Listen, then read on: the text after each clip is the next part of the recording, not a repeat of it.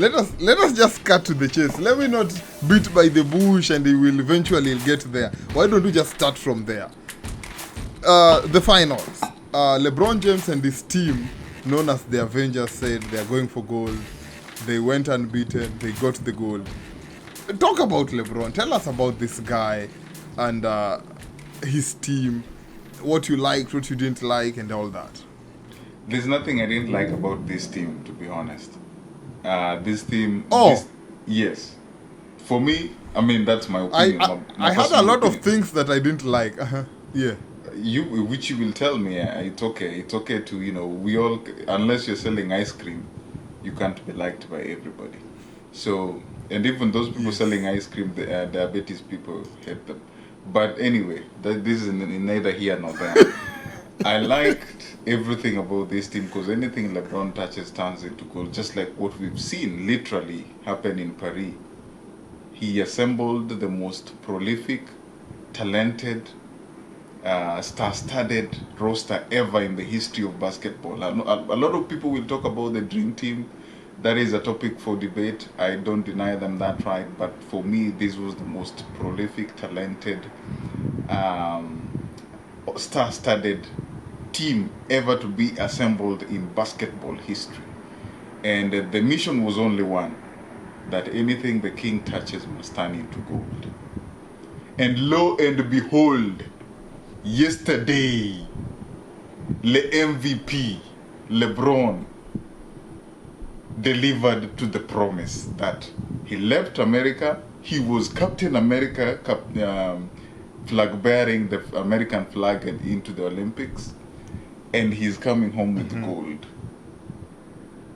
as the number one team, as the world champion. Before I dwell so much into it, I just want to call the US basketball social media team or social media handlers. Okay. I mean, there's this beef between them and Noah Lyles. And I remember after they played the Serbia, and Noah Lyles had just ran the 200 meters, and he had COVID, and he got a bronze.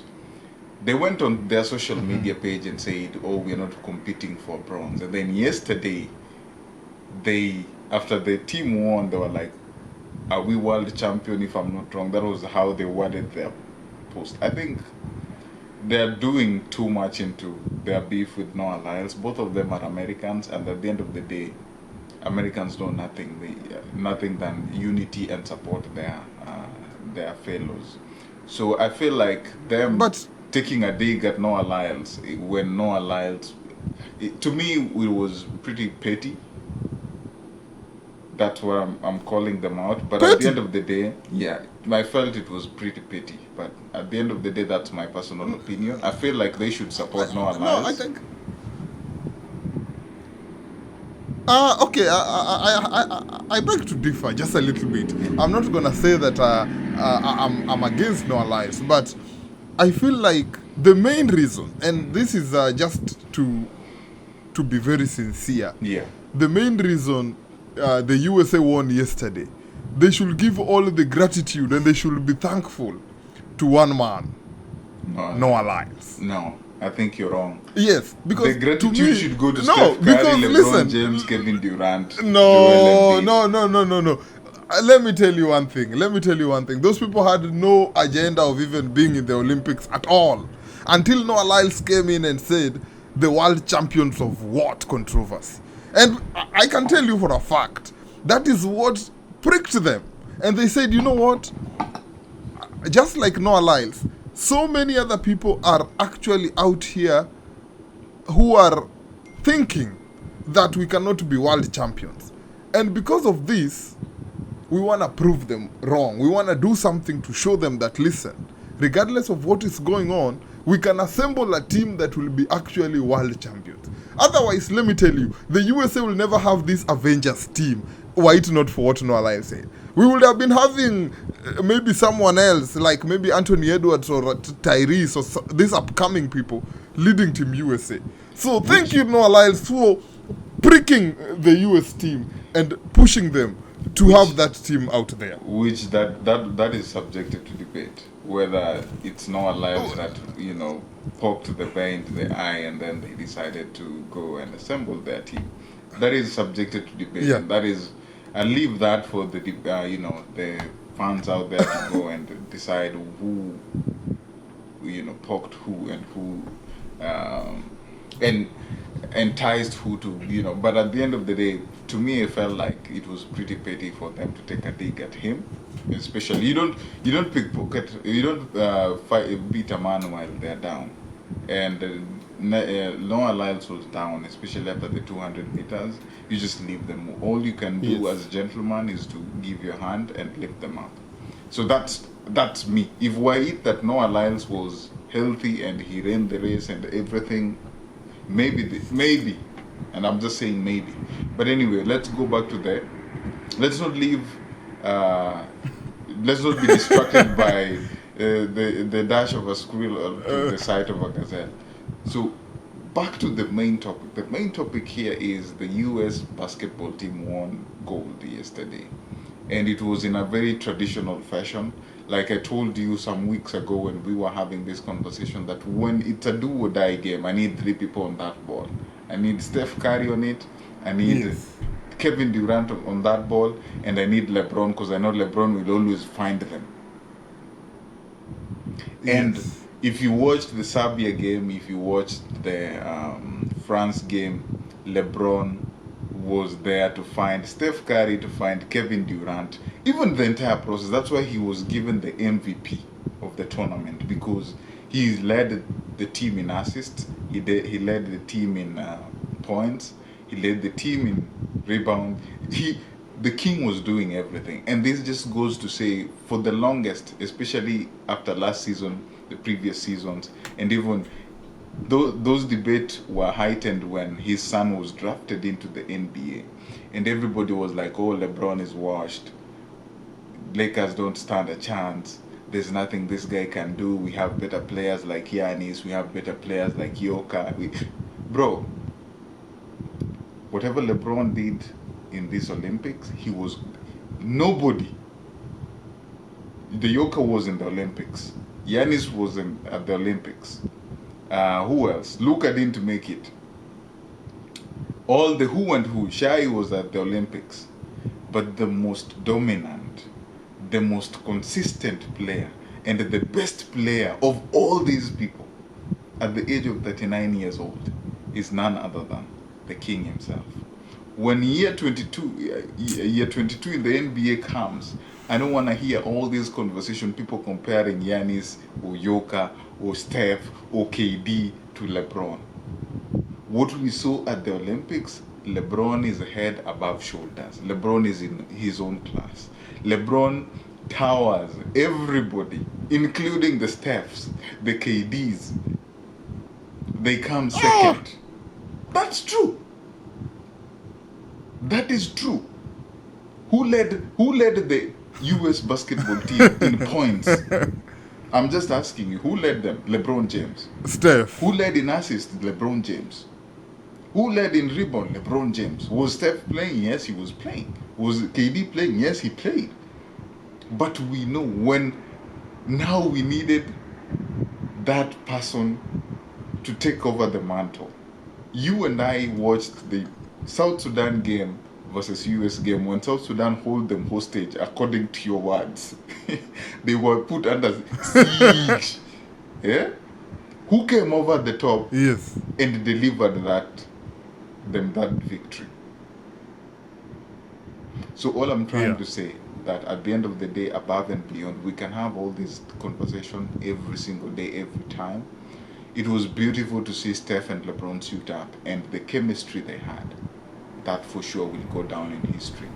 But LeBron towers everybody, every basketballer of this generation, head above shoulders. And as I summarize, before I bring you in, I just want to loud and give a big up shout out to Victor Wembanyama. Bro, we are not ready. And Victor Wembanyama yesterday put the whole basketball world on notice that my time is coming. And when that time will come, may the gods of basketball rescue you. Because, damn, Victor Wembanyama is a beast.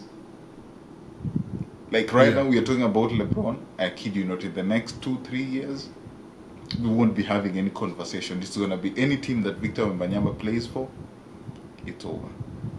Let me bring you in. I mean, I can talk about Wembanyama and LeBron because those are two people I'm passionate about for the whole, for the whole of the time we're recording. So I just want to bring you in and you tell me, man. I know you have some feelings about LeBron, but give the man his flowers while he deserves. Yes. Number one, I'll start by arguing with you and saying that some things you said I Give don't him agree his with flowers first. Why are you arguing?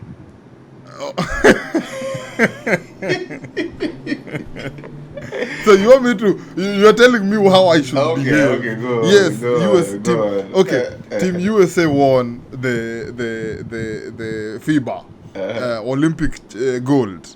Congratulations to Team USA basketball team. You guys assembled the best of the best of the best, and they were all out there to represent. That said, I'll go back to what you are saying. LeBron being the best out there, I agree. But I feel like he had all the what are they called? He had all the chains or all the people around him to make it work. Yeah, he had the perfect pieces for the puzzle. Otherwise, if he had other people, I'm telling you, the same LeBron that we usually see trying to look for help at the Lakers is the same that we would have seen here. But in this scenario, if you are given Steph, if you are given KD, if you have talent, and I'm going to get to this, as good as Tatum and Halliburton, who don't even need to step on the court, and you still win. Yes, I saw. And you are here trying to. Yes, and you are here trying to give all credit to this one man. I'm telling you, it is the pieces of the puzzle. As much as, yes, LeBron, he played good. Steph played well. Everyone played okay. I have a question. What is your question? Game 1 of the Olympics, Game 2 of the Olympics, Game 3 of the Olympics. What did Steph do? No, that is why I'm saying it is pieces of the puzzle. There was games where Steph had only 6 points, I believe. I think it was their game against Brazil, I think. There were games where KD had very few points. But game 1, you saw KD was a sniper. He was untouchable. He did not miss at all. But my point, and I didn't take any credit away from these guys. My point was the most consistent player on that team, on that roster, was LeBron. When Steph was struggling, LeBron ensured that he dragged everybody along. When KD didn't play the screen games, he pulled everybody. That's all I'm trying to say. That at the end of the day, yes, the pieces were piecing up perfectly for him to deliver it home.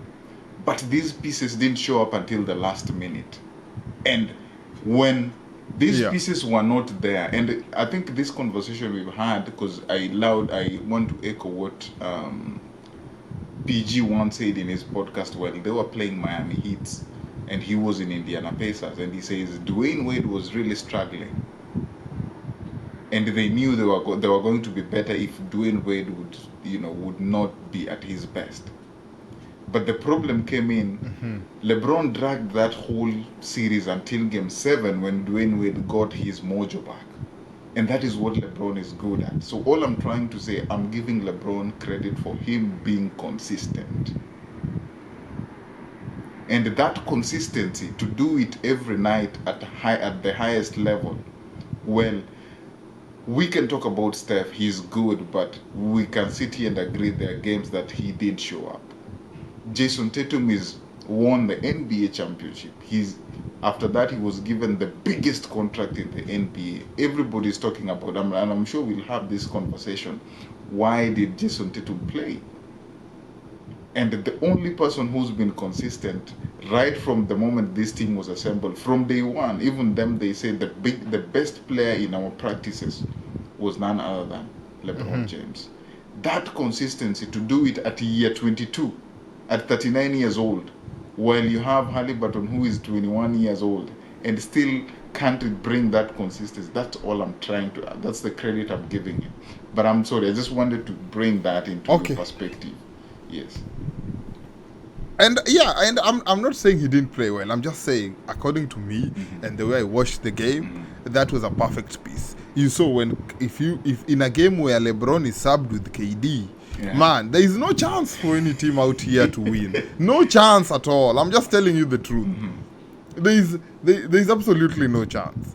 And even when LeBron was in the bench, the team was still pushing. But one thing I would say, and I would agree with you, yes, LeBron brought the team together. He was the like captain. He was the Captain America. Yes. Yes, and that was his nickname for the game. And he did his role. You know, if you're captain, you have to do what you have to do. Lead by example. But at this, just like Yes. you always lead here by example. as much as I say this, I would like to finish here and say, in the long run, LeBron is truly a good athlete. He did his role. He executed. He left America with a promise. He's coming back to America next week with the promise fulfilled. So he's a guy who can put his mind on something and accomplish it. Let us swing to the coaches, especially Steve Kerr, and see people like Halliburton and Tatum being ghosted. I am very concerned about. Not like I'm really concerned. It's not like the team needed them. Just like I was saying earlier, we had every piece that we needed, and to some point, I would ask myself, why? What are they even gonna do or add? It's not like we are missing. You know, it's not like someone is missing their shots, and we need Tyrese Halliburton to come and help, or we need Jason Tatum, who has the best contract in the NBA right now. Can you believe? Someone with the best contract in the NBA, the reigning, not MVP, but the defending champ, Yes. the captain of the team, is benched. Do you think this rubbed him the wrong way? Do you think he had... I'm speaking as someone who is a performer. As much... If I know I'm good at something, let me say I'm good in theater. But now... I've been taken to maybe Hollywood, where the best of the best are. And I realize, here, I must leave the likes of Leonardo and Leonardo DiCaprio to take charge. And I just have to sit back and watch. To some point, I'll feel, I can be in there. I can do something. So I kind of low-key feel sad that they had to be benched the whole game. Put them in even for 4 minutes or 5 minutes of the game. At least, especially if the team is winning. I understand the games like Serbia and France, these ones were tight. But in the games like Brazil, the games like when they faced South Sudan for the second time, these people are leading with a lot of points, but Double digits. benching a standard player, a top-notch player for the whole time. That is a little bit embarrassing. Even my best friend's brother plays a little bit when they start leading with double digits. Mr. Thanasis Atente Kumpo. He plays. But you having a big name like, can you imagine now this guy coming back to the Celtics and telling them, pass me the ball? Even his own players will look at him like, hey, but in the Olympics you're on the bench. There is that sense of, I don't know what you think, man, but to me I just felt like, and he's a big name. Give them some points, give them some minutes. I don't know what you think, man. I think, on my personal opinion, I'm not one to talk on behalf of Jason Tatum. But I feel the star of Jason Tatum's ego was bruised a lot. And especially the fact that everybody was talking about it. Thank you. The ego was bruised. However, this is the worst analogy to bring. But there's a saying, and forgive me for bringing this saying. But there's a saying that you can be number one in your village, but when you come out of that village and go to town, you know nothing. And I'm not saying that's who the Jason Tatum is.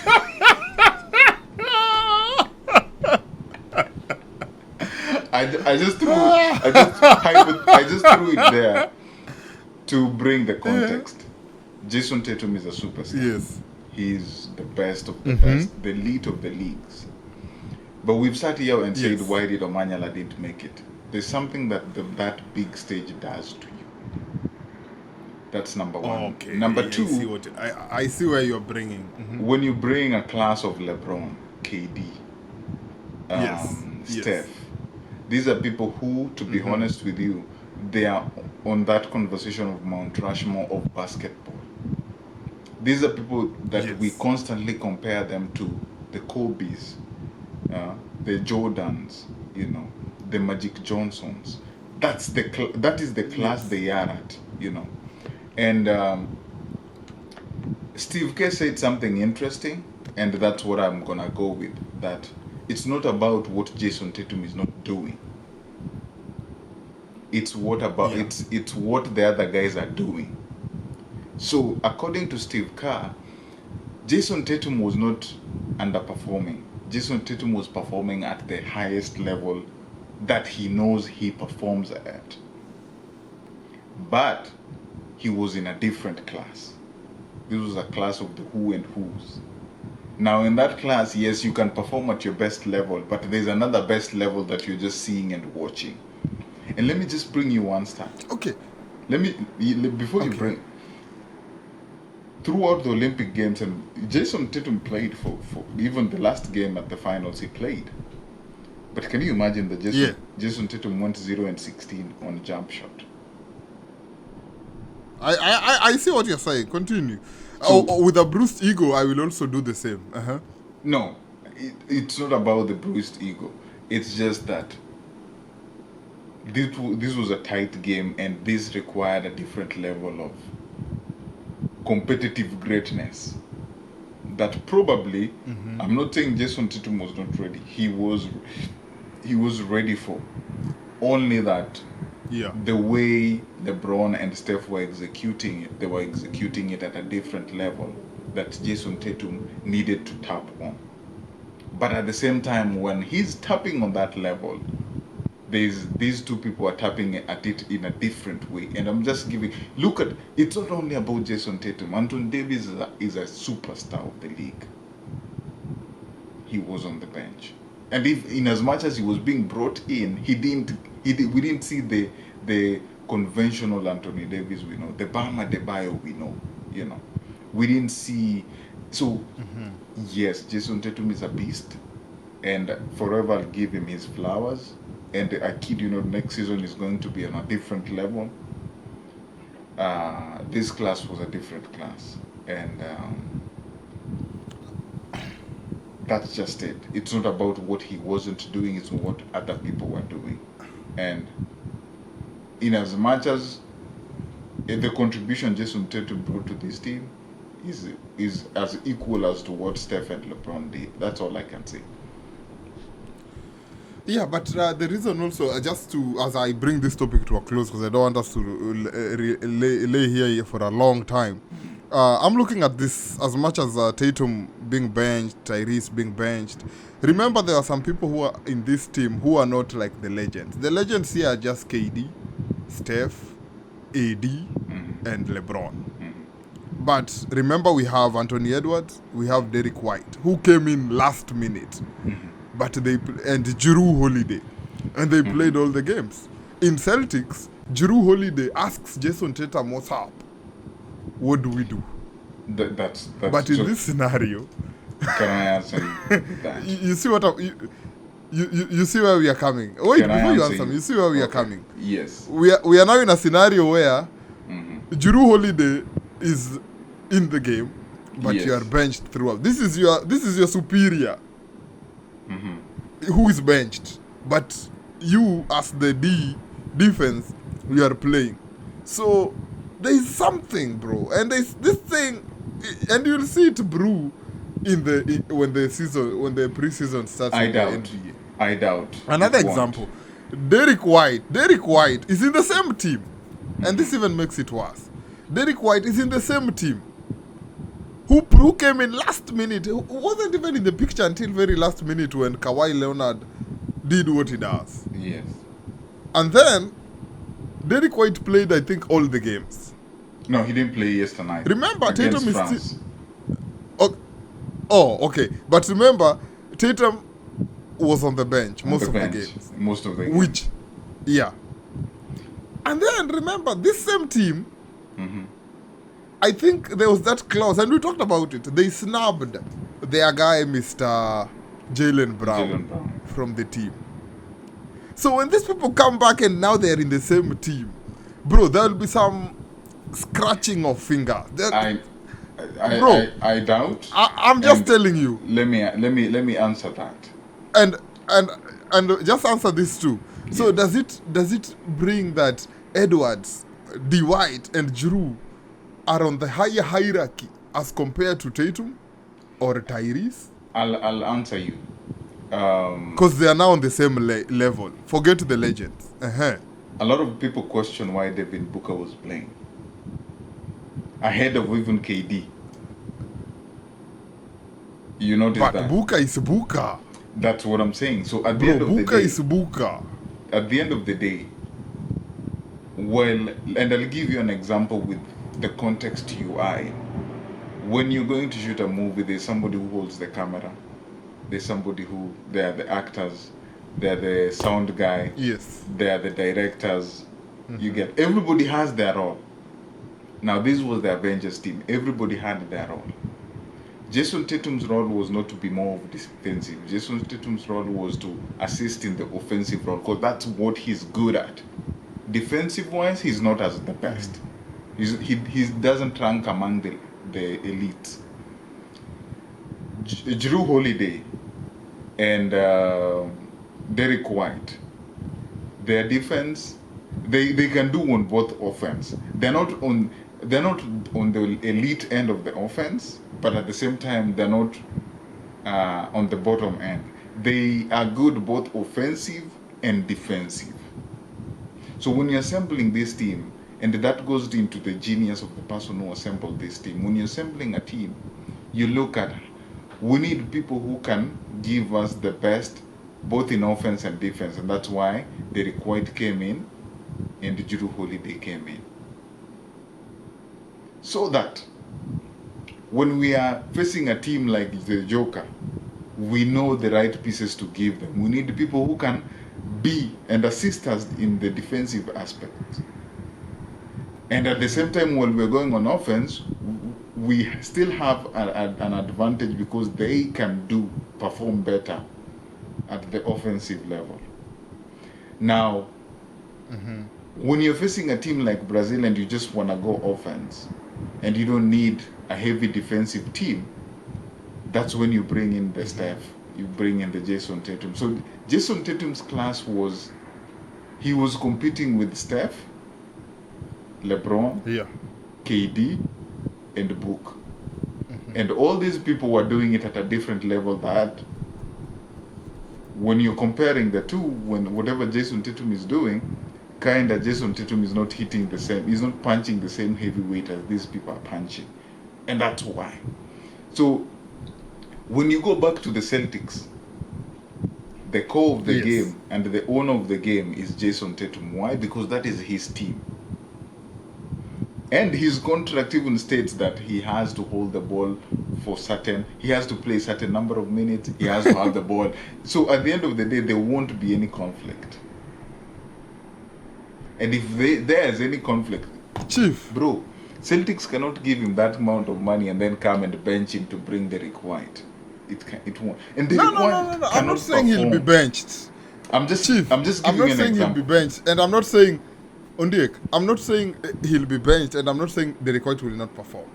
But now, let me just tell you, this has boosted the confidence of 3 people in the Celtics. More. No.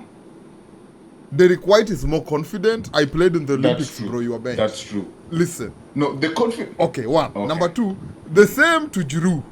I've played in the Olympics while you were on the bench, so hold up. And remember the Cam Brown, Jalen Brown? Bro, if I were there, I would be on the team, not where you were. Passing Gatorade. But let me not dig deep. Let me Let just me not counter dig that and finish it. The reason these people are professionals at the highest level, and everybody knows they are wrong. That's why when everybody's called, and that's why you've not had Jason Tatum come out and call Stephen Kerr or disagree publicly with, because he knows that his role was this, but the people who are punching at that level were heavyweights. I totally understand. And you saw Tyrese Halliburton's tweet, right? Yes, I saw it. He got jokes. When man. he won the gold. He got jokes. I like it. He got jokes. But you know, at least for him, I like him because he was independent candidate. Yeah. So these other people, these other people who have a team. But anyway, Chief, let me just go to another topic here real quick, so that we